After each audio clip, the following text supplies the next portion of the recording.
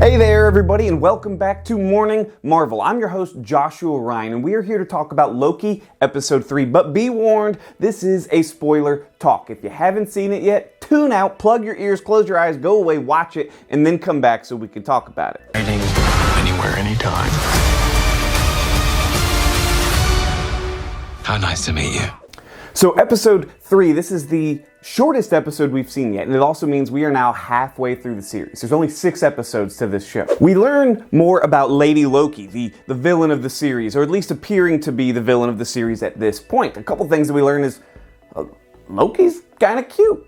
We also learn that she can fight. She knows how to fight very quickly and is not afraid to kill people, or at least disintegrate them, which I'm pretty sure kills them.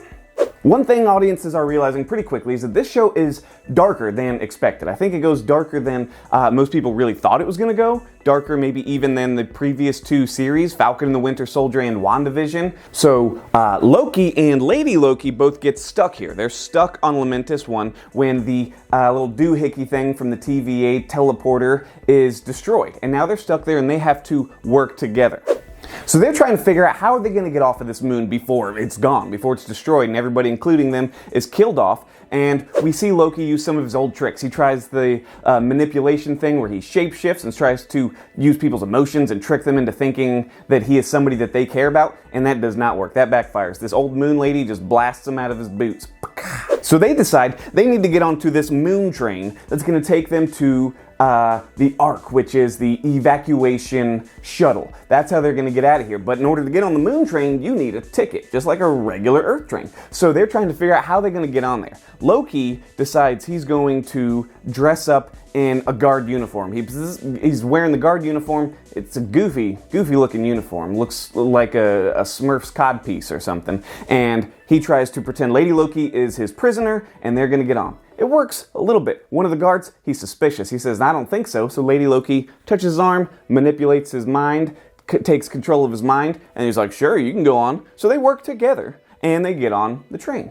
So now this is a very serious time for them, right? They snuck onto this train. They know that these guards are suspicious. They're checking tickets of everybody, and if this plan fails, then they're gonna die. It's just the end of the world. So they have to be very, very careful, right? So what do? Well, Lady Loki takes a nap, and regular Loki gets drunk and throws like a bar mitzvah or something in the middle of the train, just starts partying, and he takes off his guard uniform. He's just wearing regular clothes. It doesn't make any sense. So, of course, they're detected. They have to fight through the guards, try and fight their way off. They end up getting thrown out the train and have to walk all the way to the Ark. But as they're walking, we learn some more stuff about them. That's what a lot of this episode is about, learning about Lady Loki, learning about regular Loki, and seeing how they kind of work together. And as they're talking, you sense like a little chemistry, some romantic chemistry, and you're thinking, how does this work? Aren't they like both Loki? They're like both the same person?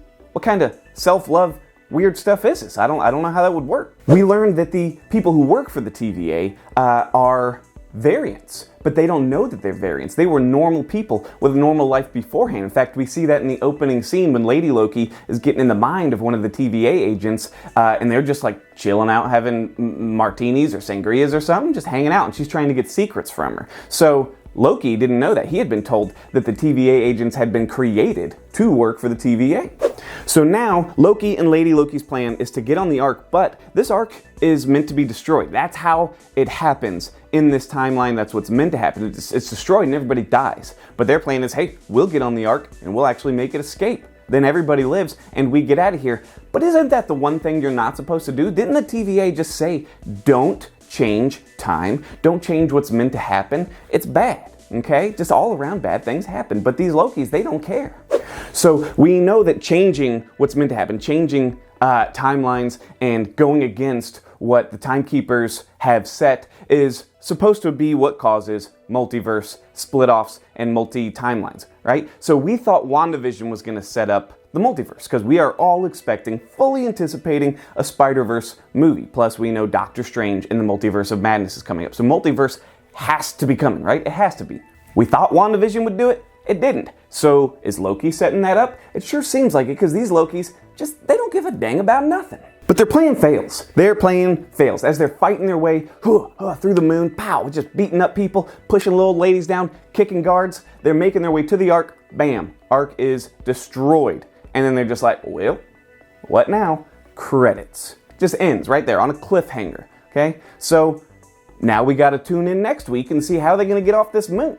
I kind of liked the cliffhanger ending. I liked the way that it ended. I liked that their plan didn't work out the way it was supposed to. Now I'd anticipate that at the beginning of next episode, it's going to be as simple as the TVA shows up there and is like, you aren't supposed to be here, but we knew you'd be here. You're coming with us, and they'll take them off the moon, and they're going to live. And then we're going to see how Lady Loki interacts with the TVA. That's my guess. One thing that I noticed above all in this episode, there was a lack of Owen Wilson.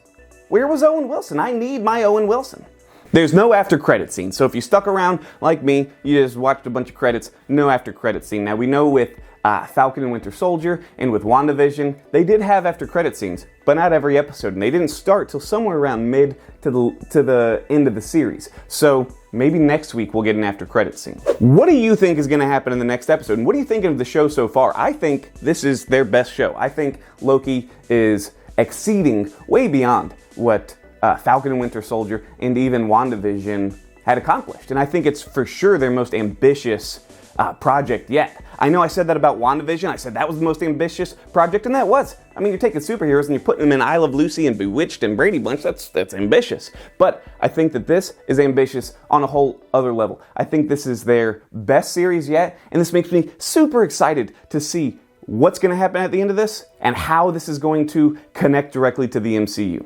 Let me know in the comments what you think about the show, what you thought of this episode, and what you think's coming up. I'll see you next time. I'm Joshua Ryan.